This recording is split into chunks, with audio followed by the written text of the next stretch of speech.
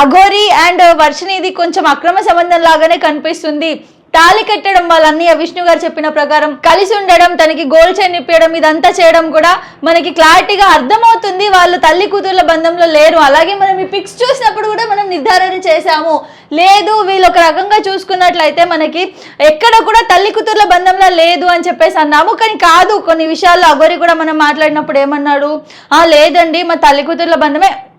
Same ఛానల్లో same యాంకర్తో ముందు వచ్చిన ఒక 3 days బ్యాక్ వచ్చిన లైవ్లో ఒక ప్రకారం, ఈ రోజు వచ్చిన లైవ్లో ఒక ప్రకారం అసలు ఎలా మాట్లాడగలుగుతారు?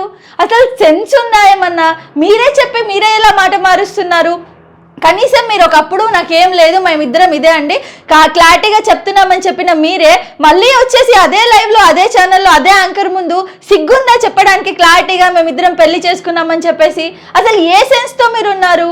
అసలు ఏ విధంగా మీ మైండ్ పనిచేస్తుంది? మాకైతే నిజంగా అర్థం కావట్లేదు.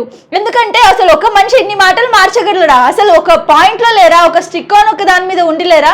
ఎంతమందిని మోసం చేస్తారు? శ్రీనివాస్ అనే వ్యక్తిని నేను డైరెక్ట్గా అడుగుతున్నాను, ఎంతమందిని మోసం చేస్తారు? ఇంకా ఎంతమందితో ఇలా డబ్బులు తీసుకుంటారు? ఎంతమంది అమ్మాయిలతో ఇలా చేస్తారు? ప్రూఫ్స్ ఉన్నాయా అంటున్నారు. ఆల్రెడీ వర్షిని మనకు ఒక ప్రూఫ్ ఉంది, మన కేసుకి సంబంధించి ఒక ప్రూఫ్ నేను క్లారిటీగా చూపించాను విత్ FIR తో సహా. ఇంకా నెక్స్ట్ కూడా కొన్ని ప్రూఫ్స్ రాబోతున్నాయి మనకి క్లారిటీగా.